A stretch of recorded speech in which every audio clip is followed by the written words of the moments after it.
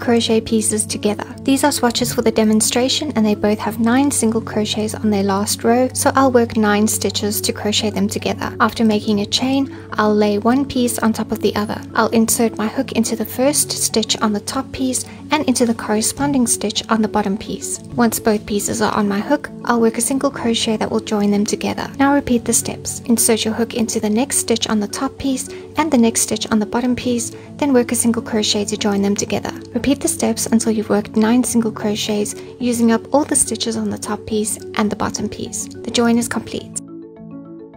The method is the same for closing up the open end of a 3D piece. First, squash the opening closed. I'll insert my hook at one end into the top layer, push it through the corresponding stitch on the bottom layer, then work a single crochet to join them. Repeat the steps like before until all the stitches are used up and the piece is closed.